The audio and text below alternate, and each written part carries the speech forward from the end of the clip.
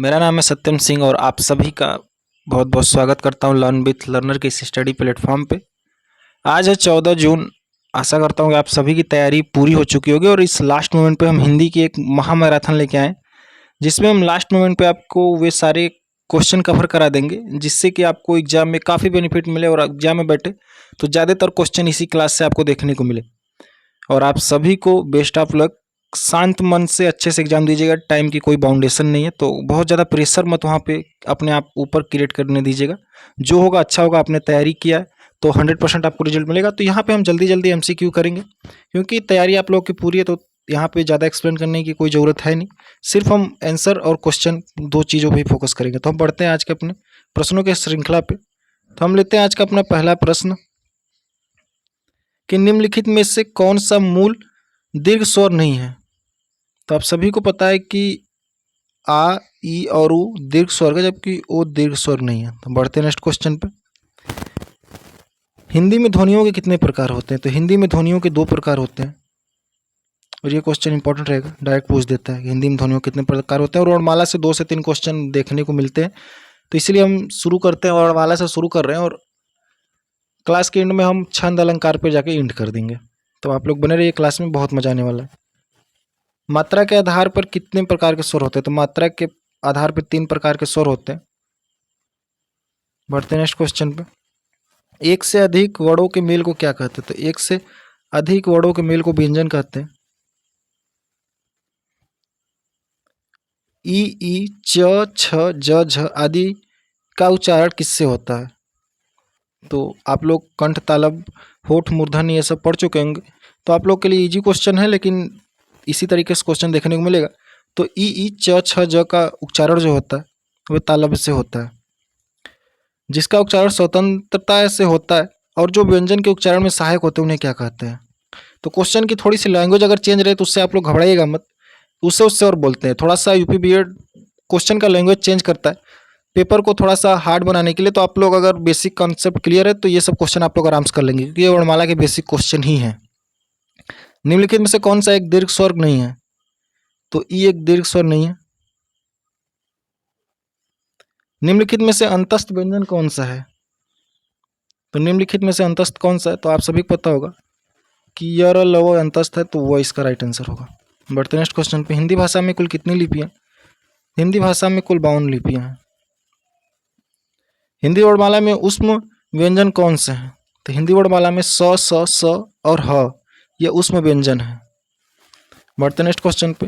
य, र, ल, व कौन सा व्यंजन है। तो य, र, ल, व अभी हम ऊपर बात किए थे कि अंतस्थ व्यंजन है। बढ़ते नेक्स्ट क्वेश्चन पे। निम्नलिखित में से कौन सा ऊष्म व्यंजन है। ये क्वेश्चन भी हम कर लिए, तो आप लोग को आसान होगा। ह ऊष्म व्यंजन है। बढ़ते नेक्स्ट क्वेश्चन में।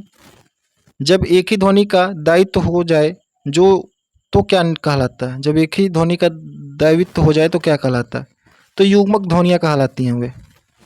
ये क्वेश्चन सही है, क्योंकि ये क्वेश्चन आप लोग शायद अभी नहीं किए होंगे, तो ये क्वेश्चन आप लोग देख लीजिए लास्ट मोमेंट पे। इसीलिए इस तरीके से क्वेश्चन रखें ताकि आप लोग को काफ़ी बेनिफिट मिले एग्जाम में। तो जब एक ही ध्वनि का दायित्व हो जाए तो उसे युग्मक ध्वनियाँ कहते हैं। अनुस्वार किसका कार्य करता है। तो अनुस्वार जो है वह पंचम वर्ड का काम करता है। ए वर्ड क्या कहलाते हैं। तो ए वर्ड जो है वे कंठ तालव्य ध्वनियाँ कहलाती हैं। वह छोटी सी छोटी ध्वनि जिसके टुकड़े नहीं हो सकते उसे क्या कहते हैं। तो उसको वर्ड कहते हैं, क्योंकि आप सभी पता है वर्ड के टुकड़े नहीं होते। जिसका उच्चारण ऊपर के दांतों पर जीभ लगने से होता है उसे क्या कहते हैं। तो उससे दंत कहते हैं। और वर्णमाला यूपी बीएड खातिर काफ़ी इंपॉर्टेंट है। यहाँ से 2 से 3 क्वेश्चन देखने को मिलता है। अगर एग्जामिनर का मूड कर दिया तो 4 से 5 क्वेश्चन भी यहाँ से पूछ देता है। इसलिए वर्णमाला के आपको यहाँ पे अच्छे खासे क्वेश्चन देखने को मिल रहे हैं। किसी वस्तु के व्यवहार में लाना इसका आशय शब्द से है। तो प्रयोग। निम्नलिखित में से किस शब्द में व्यंजन ध्वनि संबंधी अशुद्धि नहीं है। तो ऊर्जस्वी। बढ़ते नेक्स्ट क्वेश्चन पे। जो संज्ञा सर्वनाम आदि शब्दों से जुड़कर नए शब्दों की रचना करते हैं उन्हें क्या कहते हैं। उन्हें हम तद्धित प्रत्यय कहते हैं। तो हम टॉपिक वाइज सारे क्वेश्चन इसमें कवर किए, आप लोग देख रहे हैं। तो अगर आप लोग को क्लास पसंद आ रही हो तो चैनल को प्लीज़ सब्सक्राइब कर लीजिएगा। हालांकि मैं बोलता नहीं हूँ, लेकिन लास्ट मोमेंट है तो हम बोल दे रहे हैं आप लोग को कि चैनल को प्लीज़ सब्सक्राइब कर लीजिएगा। और जो भी आपके साथी बीएड की प्रिपरेशन कर रहे उनको ये क्लास जरूर सजेशन करिएगा, क्योंकि यूपी बीएड में हिंदी काफ़ी इंपॉर्टेंट भूमिका निभाती है। जिस शब्द में पूर्ण पद गौर तथा उत्तर पद प्रधान उसे कौन समास कहते हैं? तो उसे हम तत्पुरुष समास कहते हैं। और तत्पुरुष समास के आप 6 भेद अच्छे से पढ़ लीजिएगा। आई होप पढ़ लिए होंगे। लास्ट मोमेंट पे आप कुछ पढ़िएगा मत, जो पढ़े आप बेस्ट पढ़ें, और आप जाएंगे तो आप पक्का गवर्नमेंट कॉलेज लेके आएंगे एग्जाम सेंटर बैठने के बाद। बस किसी तरीके का प्रेशर मत लीजिएगा, क्योंकि एग्जाम प्रेशर लेने से कुछ नहीं होगा, और आप अच्छे से तैयारी किए हैं तो प्रेशर लेने की कोई बात भी नहीं है। जो सर्वनाम संज्ञा शब्दों के मेल से बनते हैं उन्हें क्या कहते हैं? जो सर्वनाम संज्ञा शब्दों के मेल से बनते हैं उन्हें स्वरयुक्त सर्वनाम कहते हैं। जिस क्रिया से संचालित व्यापार का फल कर्ता को छोड़कर कर्म पर पड़ता है उसे क्या कहते हैं? जहाँ कर्ता को छोड़कर कर्म पर प्रभाव पड़ता है उसे क्या कहते हैं? तो उन्हें समकर्मक क्रिया कहते हैं। निम्नलिखित शब्दों में से एक संबंधवाची शब्द है, तो दैवी। बढ़ते नेक्स्ट क्वेश्चन पे। क्रिया के जिस रूप से क्रिया निष्पादन के समय का ज्ञान उसे क्या कहते हैं? तो क्रिया के निष्पादन का आप क्वेश्चन की लैंग्वेज देख सकते हैं, लेकिन इसका आंसर है काल। और आई होप कि आप तीनों प्रकार के काल को अच्छे से पढ़ लिए होंगे। क्रिया निष्पादन के ज्ञान को क्या कहते हैं? तो काल कहते हैं। वाक्य में प्रयुक्त शब्दों में परस्पर सामंजस्य को क्या कहते हैं? तो उसे अन्वय कहते हैं। बढ़ते हैं नेक्स्ट क्वेश्चन पे। निम्नलिखित में से कौन सा शब्द प्रयत्न और उच्चारण के आधार पर व्यंजन का रूढ़ीकरण नहीं है? तो अघोष। सघोष अघोष शब्द आप लोग पढ़े होंगे। व्युत्पत्ति के आधार पर संज्ञा कितने प्रकार की होती है? तो व्युत्पत्ति के आधार पर संज्ञा 3 प्रकार के होते हैं। समानाधिकरण और किस अव्यय का भेद है? तो समानाधिकरण समुच्चय बोधक अव्यय का भेद है। निम्नलिखित में से कौन सा शब्द पुल्लिंग है?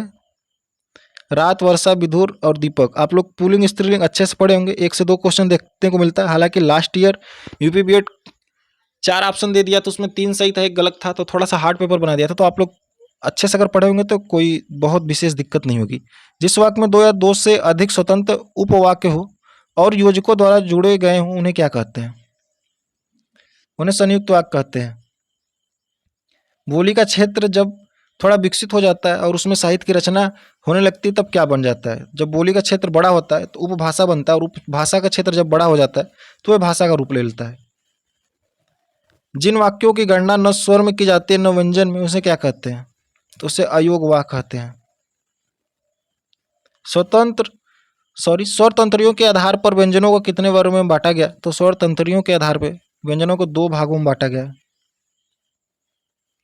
भाववाचक संज्ञा कितने प्रकार के शब्दों को बनाती है? भाववाचक संज्ञा कितने प्रकार के शब्दों से बनती है? तो 5 प्रकार से बनती है। वर्णमाला में स्पर्श व्यंजनों की संख्या कितनी है? तो वर्णमाला में स्पर्श व्यंजनों की संख्या 25 है। स्वर ए का उच्चारण स्थान कौन सा है? तो स्वर ए का उच्चारण स्थान कंठ तालव्य है। किस स्वर के उच्चारण में दीर्घ स्वर से सभी अधिक समय लगता है? तो दीर्घ स्वर से भी अधिक समय लुप्त स्वर में। किस व्यंजन का उच्चारण स्थान तालव्य है? तो इसका राइट आंसर होगा झ, ऑप्शन नंबर बी। बढ़ते नेक्स्ट क्वेश्चन पे कि भाषा की सार्थक लघुत्तम इकाई किसे माना जाता है? तो भाषा की सार्थक लघुत्तम इकाई शब्द को कहते हैं। या ऐसे पूछ दे कि भाषा की सार्थक सबसे छोटी इकाई क्या है? तो शब्द है। स्वर संधि कितने प्रकार की होती है? तो स्वर संधि 5 प्रकार की होती है। चौपाई के प्रत्येक चरण में कितनी मात्राएं होती हैं?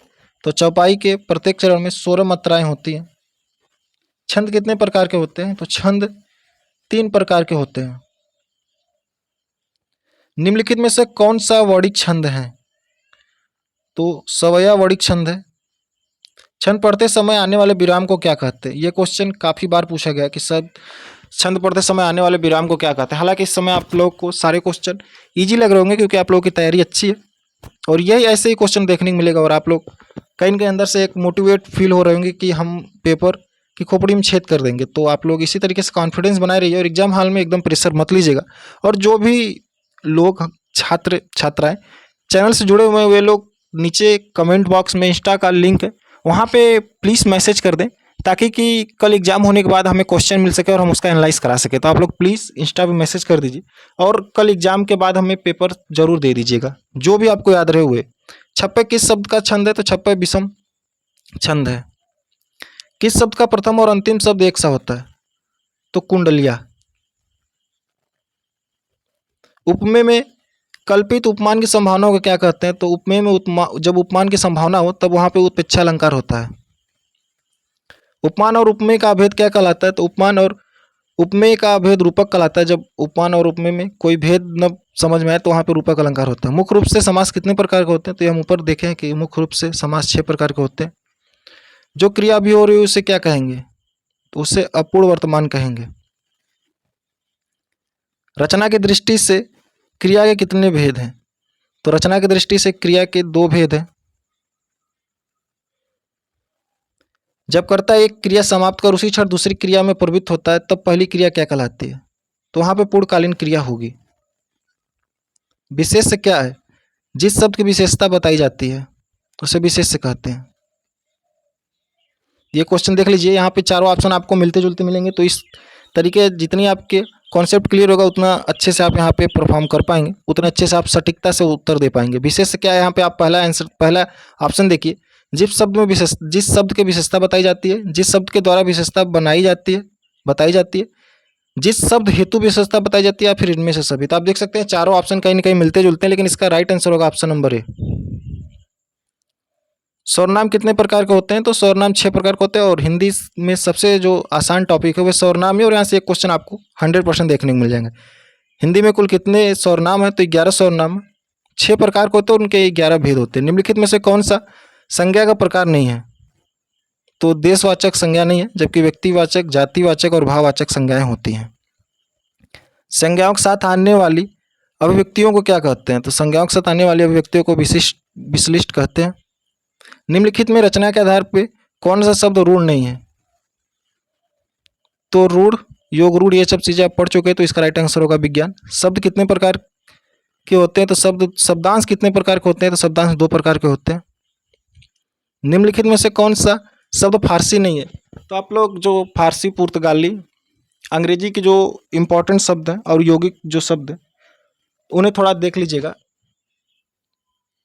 तो इसका राइट आंसर होगा हक। प्रत्येक शब्द में कौन सा उपसर्ग है? प्रत्येक शब्द में प्रति उपसर्ग प्रतिधन 1। प्रत्येक। अर्थ के आधार पर शब्द कितने प्रकार के होते हैं? तो अर्थ के आधार पर शब्द 4 प्रकार के होते हैं। उपदेश और विधेय किसके अंग हैं? उपदेश और विधेय वाक्य के अंग है। वाक्य में प्रयुक्त शब्द को क्या कहते हैं? तो वाक्य में प्रयुक्त शब्द को पद कहते हैं। 2 अलग अलग भाषाओं के मेल से बना हुआ शब्द क्या कहलाता है? तो 2 अलग अलग भाषाओं के मेल से बना हुआ शब्द संकर शब्द कहलाता है। जैसे रेल प्लस गाड़ी, रेलगाड़ी। रेल इंग्लिश का शब्द हो गया और गाड़ी हिंदी का शब्द हो गया, तो ये संकर शब्द होगा। निलंबर शब्द में कौन सा समास है? तो निलंबर में कर्मधारय समास है। जिस समास के दोनों पद मिलकर एक नया अर्थ प्रकट करते हैं वहाँ पे कौन सा समास होता है? वहाँ पे बहुब्रीहि समास होता है, जैसे दशानंद। किस समास के दोनों पद प्रधान होते हैं? तो द्वंद्व समास के दोनों पद प्रधान होते हैं, जैसे माता पिता, भाई बहन। जिस समास में कोई पद प्रधान नहीं होता उसे कौन सा समास कहते हैं? तो उससे बहुब्रीहि समास कहते हैं, क्योंकि यहाँ पे कोई तीसरा ही प्रधान होता है। विशेष और विशेष के योग से कौन सा समास बनता है? तो विशेषण और विशेष के योग से कर्मधारय समास बनता है। निम्नलिखित में से कौन सा समास नहीं है? तो निम्नलिखित में से कर्म कारक समास नहीं होता, ये कोई समास नहीं है। बाकी अव्ययीभाव समास, द्वंद्व समास और बहुब्रीहि समास के बारे में आप लोग पढ़ चुके हैं। और समास पे हमारी एक पूरी वीडियो तो आप लोग नहीं देखें। अगर आपका समास वीक लग रहा है तो आप देख लीजिए, सारे कॉन्सेप्ट क्लियर हो जाएंगे। बचपन कौन सा शब्द है? तो बचपन संज्ञा का शब्द है, भाववाचक संज्ञा। उपमान और उपमेय का भेद क्या कहलाता है? तो ये क्वेश्चन ऊपर देख लिए, रूपक कहलाता है। जहाँ उपमान में उपमेय की समानता की संभावना व्यक्त की जाती है वहाँ पे कौन सा अलंकार होता है? वहाँ पे उपमा अलंकार होता है। जहाँ बिना कारण के कार का होना पाया जाता है वहाँ पे कौन सा अलंकार होता है? तो वहाँ विभावना अलंकार होता है। भारत के संग भारत में कौन सा अलंकार है? तो भारत के संग भारत में अन्वय अलंकार है। वीर आल्या किस जाति का छंद है? तो ये मात्रिक छंद है। छंद का सर्वप्रथम उल्लेख कहाँ मिलता है? तो छंद का सबसे पहला उल्लेख ऋग्वेद में हमें देखने को मिलता है। हिंदी किस परिवार की भाषा है? तो हिंदी भारोपीय भाषा परिवार की भाषा है। भारत में सर्वाधिक खड़ी बोली वाली भाषा कौन सी है? तो वह है हिंदी। और आप लोग 18 बोलियां देख लीजिएगा, क्योंकि यहाँ से एक क्वेश्चन आपको हर साल देखने को मिलता है। चाहे तो ये पूछ देगा कि इस क्षेत्र में बोली जाती है, या फिर शब्द दे के पूछ देगा कि ये किस भाषा का शब्द है। निम्नलिखित में से कौन सी भाषा हिंदी के अंतर्गत नहीं आती है? तो तेलुगु हिंदी के अंतर्गत नहीं आती है। कन्नौजी, अवधी और बंगारू ये सभी हिंदी की बोलियां हैं। शांत रस का स्थायी भाव क्या होता है? तो शांत रस का स्थायी भाव होता है निर्वेद। शोक रस किसका स्थायी भाव है? तो शोक रस करुण रस का अस्थायी भाव है। वीर रस का स्थायी भाव होगा उत्साह। किस रस को रसराज कहा जाता है? तो श्रृंगार रस को रसराज कहा जाता है। श्रृंगार रस का स्थायी भाव क्या है? तो श्रृंगार रस का स्थायी भाव होता है रीति। विस्मय स्थायी भाव किस रस का होता है? तो अद्भुत रस का विस्मय होता है। रौद्र रस का स्थायी भाव क्या होता है? तो रौद्र रस का स्थायी भाव होता है क्रोध। वीर रस का स्थायी भाव क्या होता है? तो वीर रस का स्थायी भाव होता है उत्साह। अनुभाव के कितने भेद होते हैं? तो अनुभाव के 4 भेद होते हैं। हिंदी में कुल कितने स्वरनाम है? तो क्वेश्चन हम देख चुके हैं 11 स्वरनाम है। स्वरनामों के कुल कितने भेद होते हैं? तो स्वरनामों के कुल 6 भेद होते हैं, ये भी हम देख चुके हैं। निम्नलिखित में से कौन सा एक विशेषण शब्द नहीं है? तो लांछन एक विशेषण शब्द नहीं है। विशेषण जिस शब्द की संज्ञा बताता है उसे क्या कहते हैं? तो उसे विशेष कहते हैं। विशेष की परिभाषा बताने वाले को विशेषण कहते हैं। व्याकरण की दृष्टि से निम्नलिखित में से कौन सा शब्द विशेषण नहीं है? तो भय जो विशेषण नहीं है। जिस विकारी शब्द में संज्ञा की व्युत्पत्ति मर्यादित होती है उसे क्या कहते हैं? तो उसे विशेषण कहते हैं। गुणवाचक विशेषण कितने भेद होते हैं? तो गुणवाचक विशेषण के कुल 7 भेद होते हैं। निम्नलिखित में से कौन शब्द गुणवाचक विशेषण नहीं है? तो दूना गुणवाचक विशेषण नहीं है। बाकी नुकीला, ताजा और भला ये हमें गुण बता रहे हैं किसी भी वस्तु की। जो संज्ञा की विशेषता बताते हैं उन्हें क्या कहते हैं? तो उन्हें विशेषण कहते हैं। क्रिया से संबंधित कितने रूपावली वर्गों का प्रयोग किया जाता है? तो क्रिया से संबंधित 16 रूपावली वर्गों का अध्ययन किया जाता है, तो ये प्रयोग किया जाता है। तो ये हमारे 100 क्वेश्चन कंप्लीट होते हैं और यहाँ से आपके सारे चैप्टर्स क्वेश्चन लिए गए। हालांकि यहाँ पे विलोम, पर्यायवाची, तत्सम, तद्भव के क्वेश्चन नहीं है, क्योंकि वे चीज़ें ऐसी हैं जो लास्ट मोमेंट पे कन्फ्यूजन क्रिएट करती है, इसलिए वहाँ के क्वेश्चन नहीं रखे हैं। क्योंकि वे चीज़ें अगर आप लोग पढ़ चुके हैं, याद कर लिए हैं, तो सीधे एग्जाम में जाइए और वहाँ पर अच्छा परफॉर्म किए। क्योंकि बार बार ये चीज़ें कहीं ना कहीं एक डाउट क्रिएट करती हैं, ये चीज़ें रटने वाली हैं। तो आप लोग आशा करते हैं कि ये चीज़ें देख ली होंगे। और एक बार फिर बोलेंगे कि अगर आप लोग चैनल से जुड़े हैं तो आप इंस्टाग्राम पे ज़रूर मैसेज कर दीजिए और कल के एग्जाम का पेपर आप लोग जो भी आपको याद रहे उसे सबमिट कर दीजिएगा। तो इस वीडियो में सिर्फ इतना ही। आप सभी को बेस्ट ऑफ लक। मिलते हैं जल्दी, तब तक के लिए जय हिंद।